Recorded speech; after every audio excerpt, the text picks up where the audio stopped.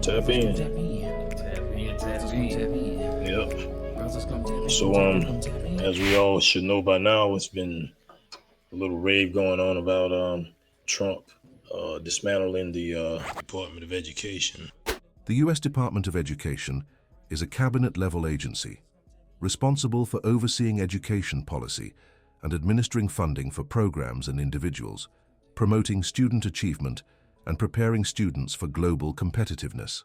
I want to pull up a document here, the executive order that Trump signed. Smart move, Trump. Smart man. Yeah. Department of Education ain't really been doing this job. You haven't seen no growth since its inception. America hasn't benefited from its existence. So actually we've gone down. Most kids are not reading on their grade level. They should have put up those statistics, but they won't tell you that part. Yeah, I didn't get any. So, but what I did find was I went online and Googled a little bit, and I ended up at the Federal Registry. I was trying to find out where I can get information on like executive orders that presidents sign, and I was looking for this exact executive order that Trump signed, and it's at the website called Federal Registry. That is, from my understanding, is an official government site where you can go and look at all kind of documents and executive orders that's being put in place. And this right here is the it should be the exact executive order. Can you see that, Dub? Yep. It should be the exact executive order that Trump signed. Look right here across the top. It says Executive Order 14242, signed on March 20th, 2025. And basically, this order is geared towards improving education outcomes by empowering parents, states, and communities. So I got some highlights here. Unfortunately, the experiment of controlling American education through federal programs and dollars and the unaccountable bureaucracy those programs and dollars support has plainly failed our children and our teachers and families. So this right here is pretty much the purpose of him, going in there and dismantling that. And a lot of people are feeling like, from what I've seen so far, they're feeling like what he's doing is causing the educational system to crash to where students are not going to be learning anything. But from this right here, what he's trying to do is focus back in on the parents, the children, and the teachers versus being under that bureaucracy of the federal programs. Yeah, because they're not one. Don't move, because I want. Okay. Stay right there, stay right there. Right there. Because they're not in touch. They're not in touch with the people. You know what I'm saying? Most of these people are wealthy, and they look down on people. They try to say, "No, we know what you need to learn, and this is what you should do, and we know what's best for you because you're poor and stupid." Yeah. They're actually the dummies, because I wish we knew we was coming here went ahead and put up some statistics for you how badly we're doing as a nation compared to other nations. I'm talking about, man, we're at the bottom in all the categories. And then if you sit there and look at Section 2, what he's doing, closing the Department of Education and returning authority to the states. He's giving authority to the states. Why? Because they're local. They're more tied to what's really going on. They're more in touch with each other. Yeah, exactly. So they understand where most of the problems are at. Now, will they attack them properly? I don't know, but they have a better chance of understanding what's going on than what these politicians, especially with the left. And then you see what they're doing in these schools anyway.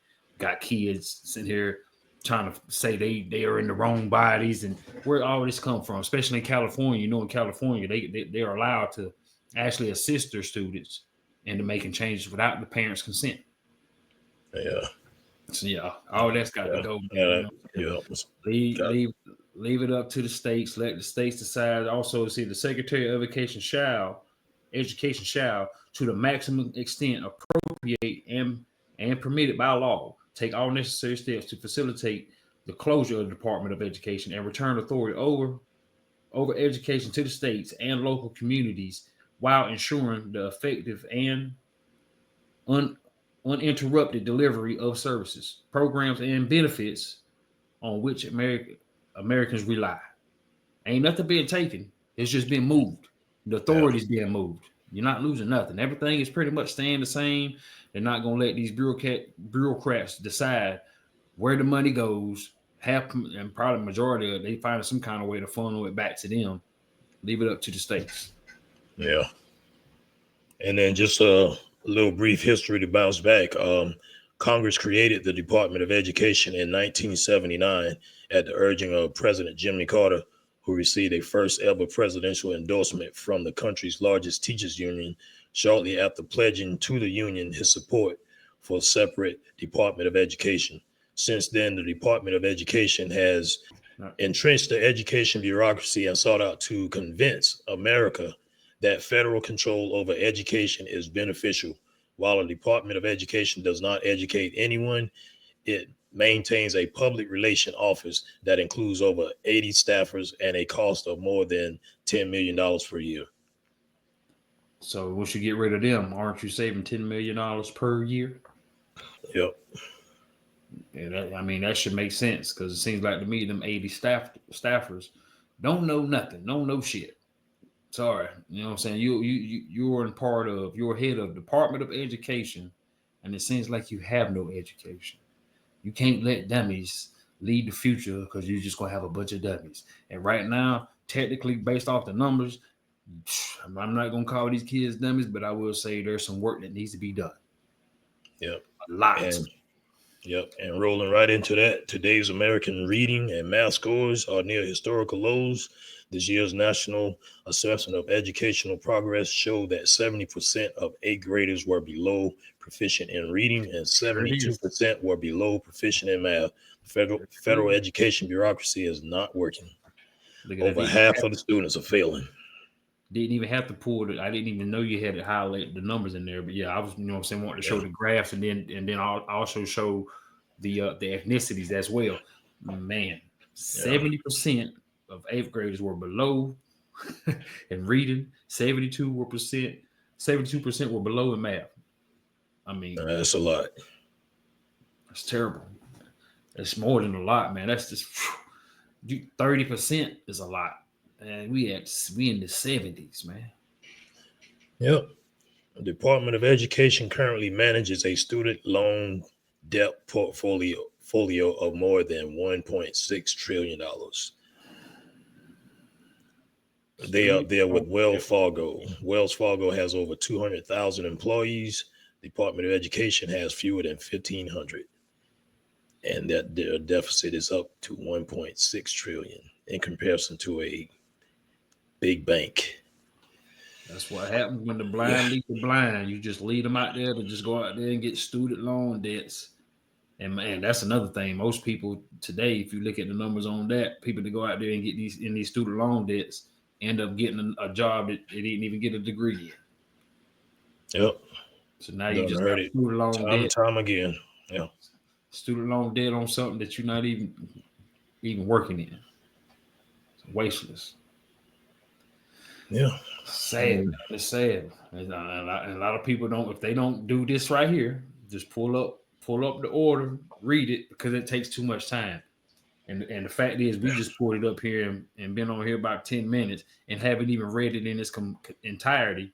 And just section 2 and a few highlights, it's like, okay, this makes sense. Without even reading the whole entire thing, just skimming through it. And there was a section, like I said, I called it, and you didn't even have it highlighted. It just makes sense. General provisions. Nothing in and this is pretty short, 2 pages. I'm assuming this is the entire order, isn't it? There goes his signature right there. Yeah. And it's only 2 pages. Yep, straight to the point, clear and concise. Yeah.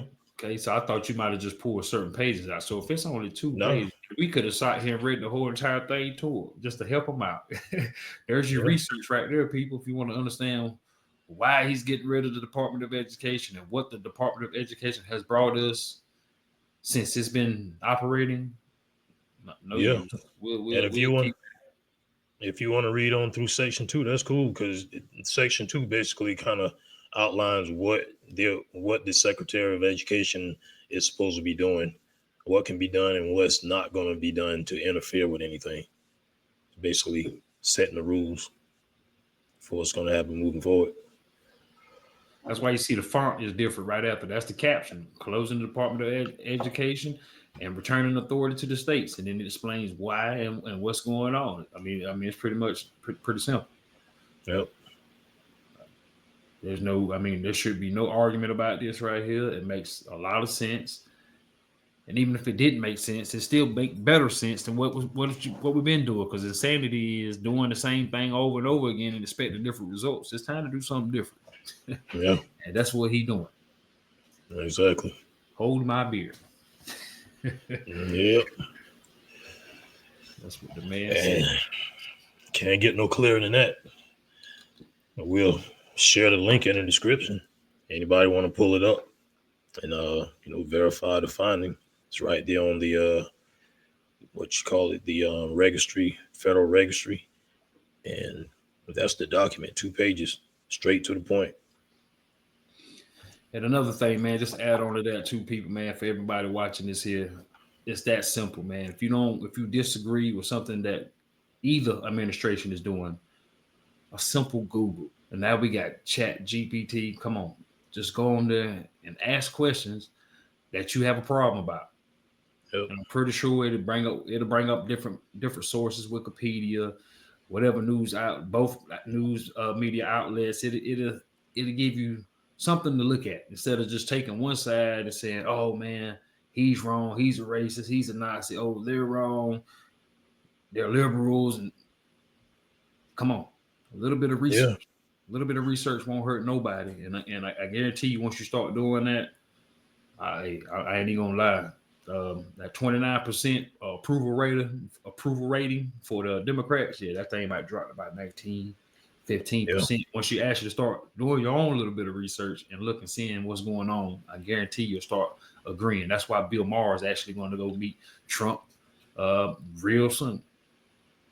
Yeah, don't just sit there and tap into your emotions and run with the first thing you hear. If something don't feel right, get out there and do some research. Like Dub said, run and do some Googling. You can also go check out Ground News. They give you center, far left, and far right. All the information and exploration you can ask for. Right there. Tap in. Yes, sir. Brothers come tap in. Brothers come tap in. Brothers come tap in, come tap in, come tap in. Bringing that substance straight to the public. No capping, no bluffing. Now run it up, buddy. Brothers come tap in. Come tap in, come tap in. Come tap in. Brothers come tap in.